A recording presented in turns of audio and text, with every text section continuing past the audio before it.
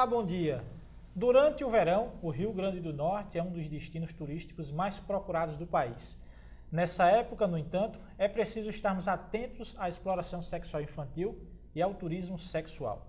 O Diálogo Rural de hoje vai tratar sobre este tema.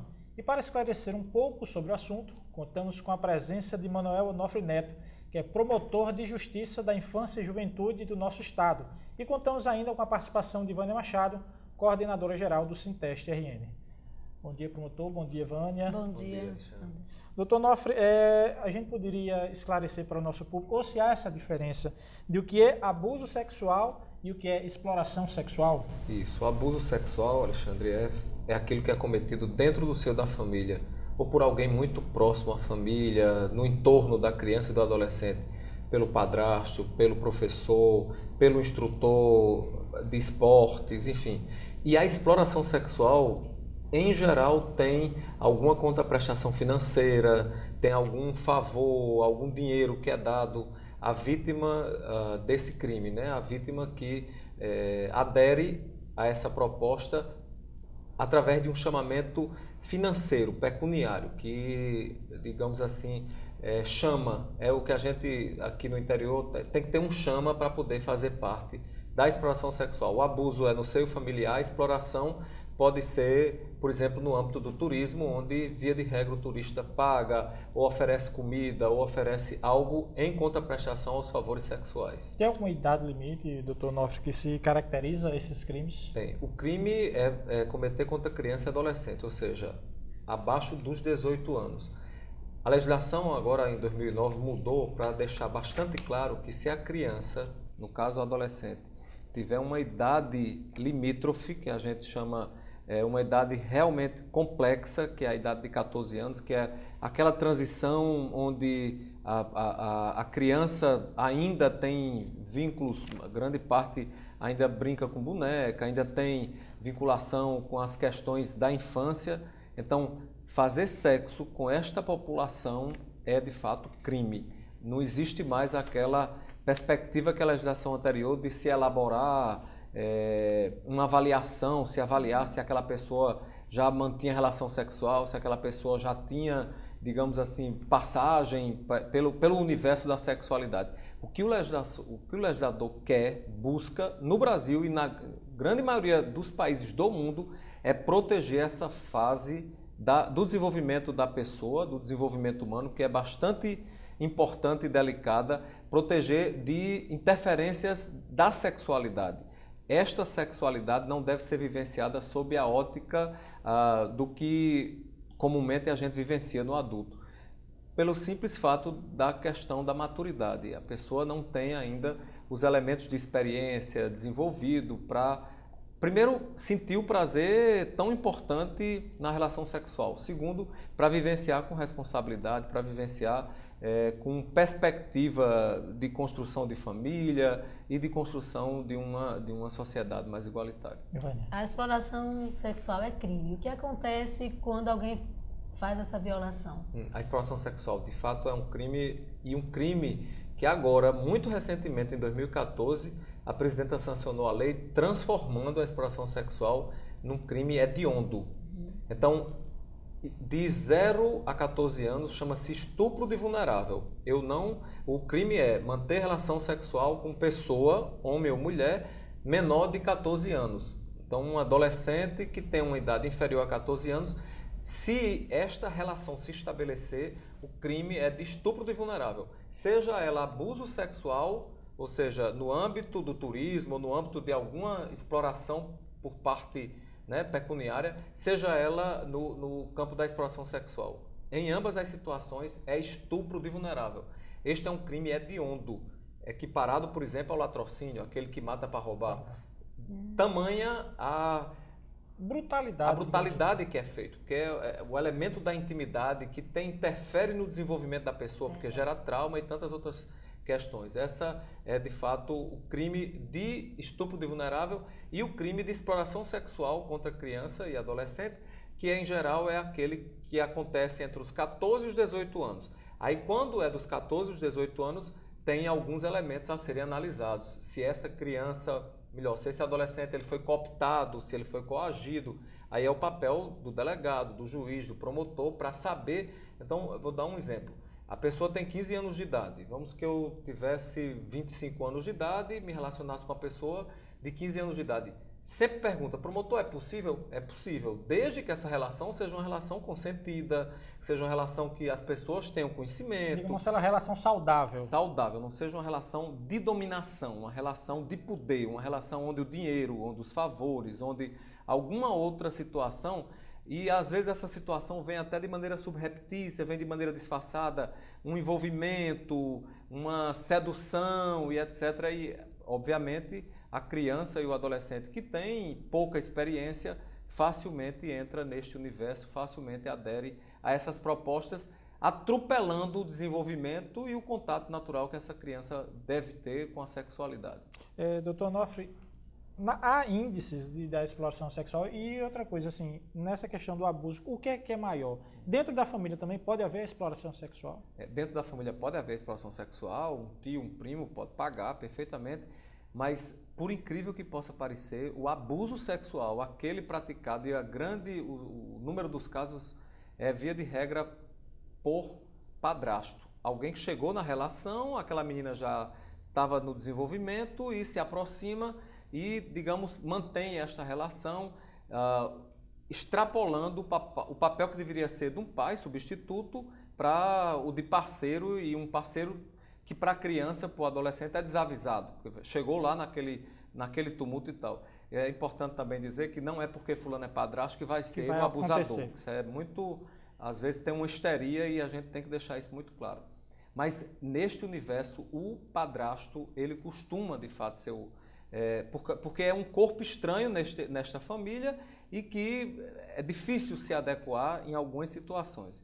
Mas a exploração sexual não é tão frequente quanto o abuso. Por incrível que pareça, a família que deveria proteger, ou este entorno da família que devia ser o cinturão de maior proteção para essa criança e para esse adolescente, para que ela tivesse esse desenvolvimento tranquilo, em geral, é onde os fatos mais acontecem. E tem mais, com uma ligação também muito forte com o uso de álcool. São pessoas que chegam, doutor, eu cometi porque eu perdi a cabeça, eu não consigo me lembrar o que era que tinha acontecido e etc. Mas a exploração sexual, Alexandre, acho que o abuso, nós temos um cuidado muito grande para lidar com a temática, porque, como eu falei, é dentro do universo muito reservado da família. Isso pode trazer sérios problemas para o desenvolvimento daquele adolescente, além do trauma de ter sido vítima da violência, e a gente tem, de fato, um cuidado muito grande. A temática da exploração sexual é porque nós temos, e essa temática ela vem recorrentemente sendo insistida pelos órgãos, pelo Ministério Público, pela Delegacia de Proteção à Criança e Adolescente, doutora Rossana, doutor Zé Dantas, enfim, todas as instituições não governamentais têm buscado, Casa Renascer, o Grupo Violes tem buscado uma atenção a essa temática, porque nós temos exemplos no mundo, como a Tailândia, onde houve uma baixa de guarda, as pessoas relaxaram acerca da temática e se institucionalizou praticamente, e o governo tailandês tem um problema sério, praticamente se institucionalizou e é visto como uma coisa que faz parte. E isso é um absurdo, isso não pode ter de maneira nenhuma. Então, a temática da exploração sexual nós tratamos como se fosse, de fato, uma campanha de vacinação, para que nós não nos sujeitemos a esse tipo de grave violação dos direitos de criança e adolescente. Nós vamos para o nosso primeiro intervalo. Outros assuntos, e tem, assim, é um assunto extremamente importante para nós e para a sociedade, a ser discutido nesse programa. E nós voltamos daqui a 30 segundos. Continue aí.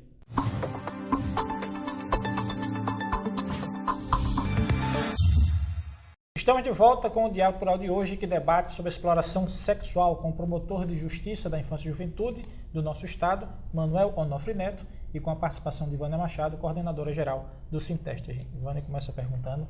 É importante dizer que a criança e o adolescente, eles são vulneráveis, né?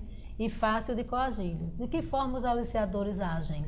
Pois é, Vânia, a criança, pela condição normal de desenvolvimento, tem pouca maturidade, pouca experiência e, via de regra, o aliciador, ele apresenta alguma coisa que seja muito querida pela criança. Até bala, bombom, confeito, né? Em muitos casos a gente tem detectado um procedimento desses. O aliciador oferece uma lancheira, oferece um picolé e pequenas quantidades de dinheiro, de R$10, R$15, se aproxima com muita tranquilidade. Em geral é uma pessoa que tem algum respeito na comunidade, os pais não têm ideia de que aquela situação possa se estabelecer, mas de fato ela, enfim, se estabelece. Uma outra alternativa que a gente tem detectado muito como estratégia de aproximação é o uso da rede mundial de internet e as diversas formas de comunicação. Doutor Nofre, o senhor falou no bloco anterior sobre a questão da família que foi feita para proteger e passa a ser até o vilão dessa história. E a gente às vezes vê com relação até à mãe, que tem aquele companheiro que ama, que não acredita. Nessa questão, nessa situação, como é que a promotoria age, como é que o conselho tutelar age, quando às vezes a mãe não quer acreditar? Uma das maiores contribuições para o trabalho nosso da rede de proteção, Alexandre, tem sido a escola. Porque o professor é quem tem um contato diário e a vítima de exploração ou de abuso sexual muda muito perceptivelmente de comportamento. E aí entra um papel importantíssimo, porque quem deveria proteger primeiro, antes de qualquer estrutura, seriam os pais. Falha nessa proteção se não tiver, no caso do professor, se não tiver a médica, o agente de saúde que tenha um contato e faça um atendimento, fica realmente difícil chegar ao conhecimento das autoridades e, obviamente, buscar as providências, que são duas, basicamente, de responsabilização daquele que cometeu o ato ou que está cometendo o ato, e tem que ser muito enérgica para que outras pessoas tenham clareza de que nós, o Brasil, né, como um todo, não toleramos, nós como um todo não toleramos esse tipo de procedimento. Isso é bastante pedagógico. E a outra alternativa determinante nesse cenário é a proteção dessa criança, é imediatamente buscar uma situação que traga segurança na convivência, que traga possibilidades de desenvolvimento harmônico e saudável para que a questão se organize. Então são dois aspectos, a da responsabilização e a da proteção. Tem que ficar muito claro, muito insistente, porque senão a sensação de impunidade ou a sensação de que as pessoas podem de fato atuar desta forma, aliciando e cometendo esses atos, ela se estabelece e fica muito difícil reverter, como aconteceu na Tailândia. Eu cito a Tailândia com muita tranquilidade, porque inclusive fui convidado, já estive na Tailândia 2 vezes, mostrando as grandes mazelas de um problema como esse. É realmente deprimente. Quem tem ideia do que pode acontecer, e a gente, pela essa beleza, inclusive é um país tropical, tanto quanto a Tailândia, com muitas belezas naturais, mas o turista tem que ficar consciente de que existe civilização abaixo do Equador e esta civilização não, tanto quanto a outra, não tolera, não pactua, não concorda com esse tipo de abordagem, que atropela, que antecipa. E na Tailândia a gente já tem a constatação de gerações, porque o que é que acontece? O explorador, ele chega, via de regra, tem preferências, que é o que a gente, em alguns dos casos, de instintos pedófilos, que tem aproximação com pessoas e sente prazer de atuar com pessoas com tenra idade, com a idade, né? Enfim. Aí o que é que acontece? Essa pessoa, o explorador, quando a criança completa 16, 17 anos, abandona não só a criança como a família. Na Tailândia é suportado porque o holandês, até eventualmente o brasileiro, ou quem vai à Holanda, chega junto dessa criança e dá suporte à própria família. Por isso que a família concorda com isso, não tem instituições que vá lá, de fato, fazer, porque há uma parcimônia social, mas já existem gerações abandonadas, entre aspas, que aprendeu a viver de um jeito, foi de fato vítima do abuso, e quando a criança completa 16 anos é abandonada porque o abusador já quer uma nova quer uma pessoa mais nova para poder satisfazer os seus instintos. Isso gera um ciclo vicioso. Isso é traumático realmente e com sérias consequências para a sociedade. No Rio Grande do Norte, que é um estado turístico, doutor Onofre, diminuiu os números da exploração sexual infantil? Diminuiu, a gente, nos registros do Disque 100, nos registros da delegacia, de fato nós temos uma diminuição. A diminuição não foi só por competência dos órgãos do Ministério Público, do Poder Judiciário, da Vara da Infância, enfim, não foi só por isso, não. Foi porque gerou-se uma crise na Europa recentemente e o fluxo turístico diminuiu. Não significa dizer que daqui a 2 anos a gente vai ser novamente um destino com muita visibilidade, e aí como é que os órgãos vão estar verdadeiramente equipados, verdadeiramente preparados para enfrentar aquilo que num passado recente foi de fato bastante, era uma coisa assintosa, tá? A sociedade potiguar, nós tínhamos um voo, por exemplo, que houve um trabalho feito por nós, né, para que evitasse que esse voo pousasse e essas pessoas ficassem aqui. 96% eram homens dos 30 aos 45 anos de idade. Já se sabia que tinha uma tendência aí. Já se sabia que tinha uma... E aí o Brasil pode... Claro, essa e naquele momento houve essa tomada de decisão e a gente conseguiu, mas teve um problema. O voo pousou em Fortaleza e lá em Fortaleza houve uma autorização para que eles... E aí nós tivemos que, num segundo momento, fazer um trabalho e prendemos 3 desses integrantes desse voo famoso e conhecido, porque aquilo que a gente já suspeitava aconteceu, eles já vinham com a indicação e etc. É isso que a gente tem que evitar, é isso que tem que ficar muito claro para o turista, que as belezas que interessam para que de fato a gente partilhe com o turista é a nossa cultura, é a nossa gastronomia, é a nossa música, são as nossas belezas naturais e não as nossas crianças e adolescentes. Muito bem. As crianças hoje permanecem muito tempo na internet. E com isso elas ficam susceptíveis, né, tanto ao pedófilo como ao aliciador. Os pais precisam ter muita atenção. Então, assim, quais são os cuidados que precisa da família tomar? O que é que poder fazer para evitar esse tipo de procedimento? De fato, esse é um dos temas que mais preocupa, porque o universo virtual é um universo muito solto, é um universo que dificilmente a gente consegue... Imagine se já é difícil nesse universo real, quanto mais no universo virtual, que um clique lá, né, numa tecla, você já está num mundo completamente... A maior recomendação é dialogar com os filhos, para que os filhos saibam que é perfeitamente possível que alguém se apresente como sendo... no caso, uma menininha, um menininho, querendo fazer um contato, querendo... e aí em geral as perguntas, elas são perguntas mistas, vem uma pergunta de algo bem infantil, mas aí vai pouco a pouco jogando outras perguntas e etc. E esta conversa não é uma vez, não, ela tem que ser uma conversa a cada 15 dias, a cada semana. Como é que tá? Você conheceu alguém? Que pessoa é essa? Etc. Para os pais. Não pode, e a gente já tem conversado muito com os pais, imaginar que invadindo a privacidade daquele adolescente você vai resolver.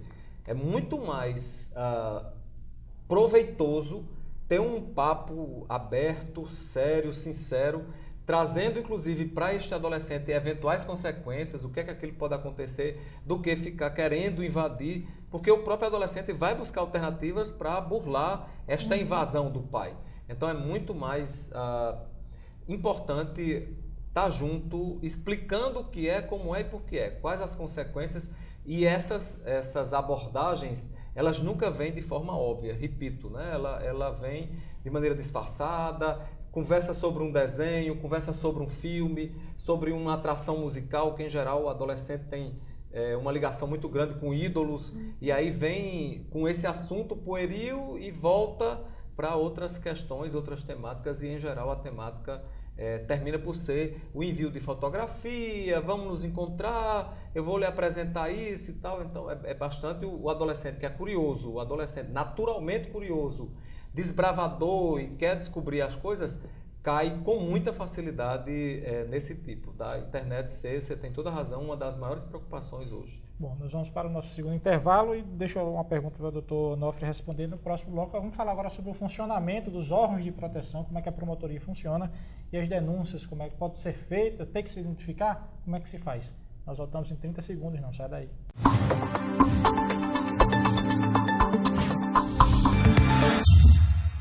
Voltamos com o programa Diálogo Plural de hoje, que conversa com o promotor de Justiça da Infância e Juventude, Manuel Onofre Neto, sobre exploração sexual infantil.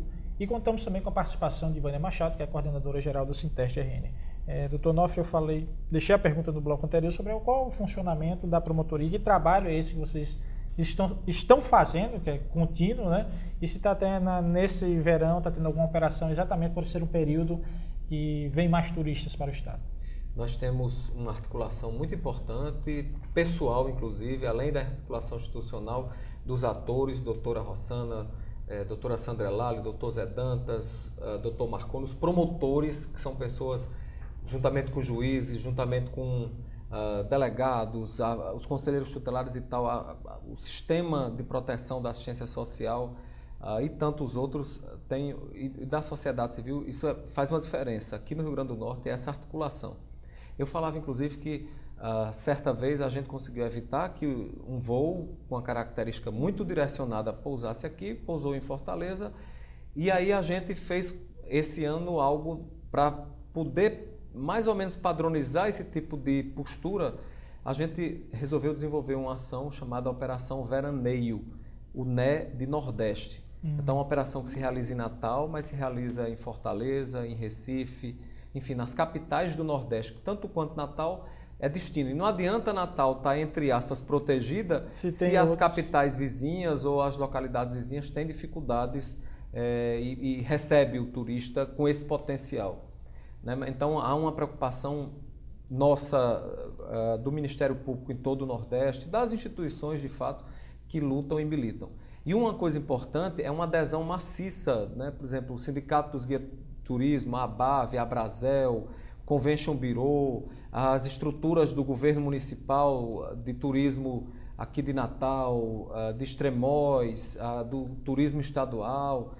Há uma vontade muito grande de todos esses atores de fato, que a gente chamou de vacinar o destino contra esse tipo de situação.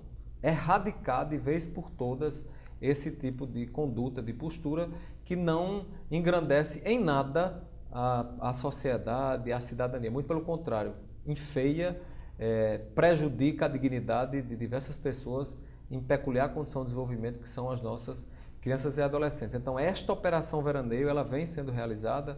Nós já tivemos em algumas praias. Digamos que o verão ainda não começou, mas houve todo um cuidado, todo um preparativo anterior. Um preparativo para poder, agora com a alta estação, a gente já está em campo e mapeando, né, toda a área da Ridinha, a área de Ponta Negra, a área que eventualmente tem alguma vulnerabilidade.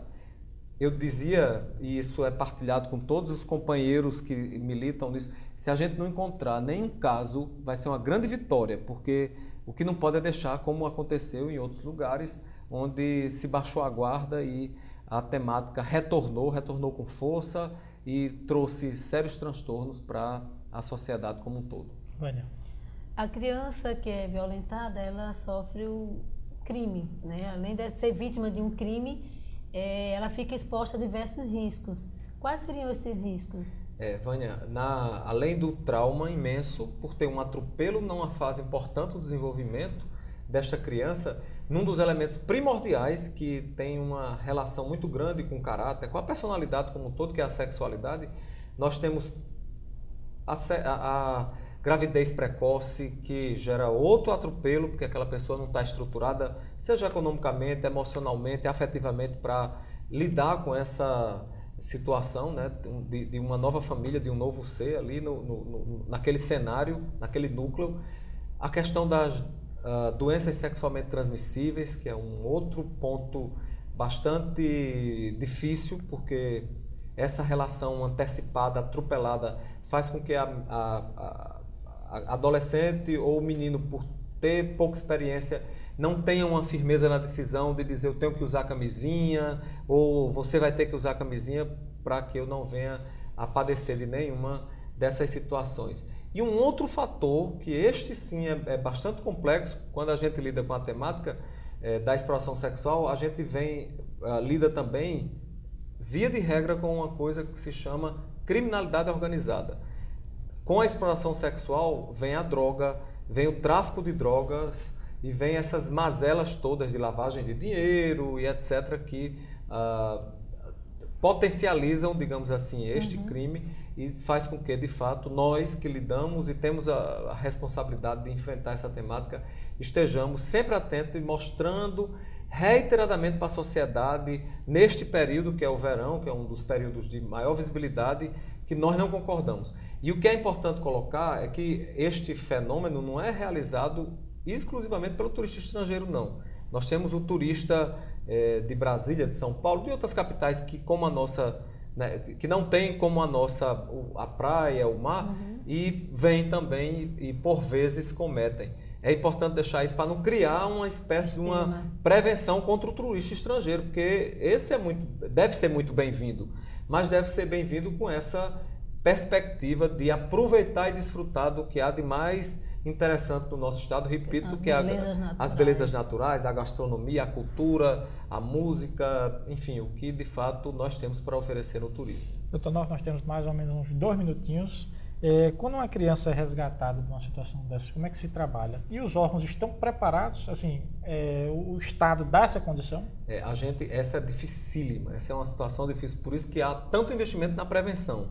Há tanta clareza para dizer, se cometer, a pena pode ser de 16 anos de prisão, não tem uma série de benefícios, porque se o crime é hediondo, não tem o cumprimento, por exemplo, é em regime fechado, de imediato, para que não aconteça. Porque quando acontece, Alexandre, para que resgate isso, modifique essa situação e consiga mostrar um percurso, um caminho diferente para essa criança, para esse jovem, é realmente muito difícil, né? Nós temos trabalhado em conjunto e dando todos os atores da rede suporte para que essa criança, esse adolescente, ele sendo detectado como vítima dessa situação, imediatamente ele tenha um suporte, e não só ele, obviamente, porque é toda a família que precisa, de fato, ser trabalhada no campo da profissionalização, no campo da geração de renda e tantas outras situações, mas principalmente no campo do fortalecimento do ser humano e construção de alternativas de vida para ele. Doutor, nosso tempo já acabou, infelizmente, nós temos muitos outros assuntos e tempo, mas nós agradecemos o Dr. Manuel Onofre Neto, que é promotor da Infância e Juventude, a sua presença aqui em Diálogo Plural. Tem algum número telefônico, além do Disque 100, que você possa... O Disque 100, e se o fato estiver acontecendo naquela hora, é 190. A gente já treinou as equipes da Polícia Militar para, caso esteja acontecendo, saiba como interagir e conseguir realmente resolver a questão. Obrigado pela sua presença. Vânia Machado, que é coordenadora-geral do Sinteste RN, também obrigado pela sua presença. Nós que agradecemos. Se você quiser mais informações sobre o Diálogo Plural, acompanhe as atualizações do nosso Twitter, que é o @SintesteRN, no nosso site, que é o www.sintesterrn.org.br, ou na nossa página do Facebook, que é o facebook.com/SintesteRN. Até o próximo domingo.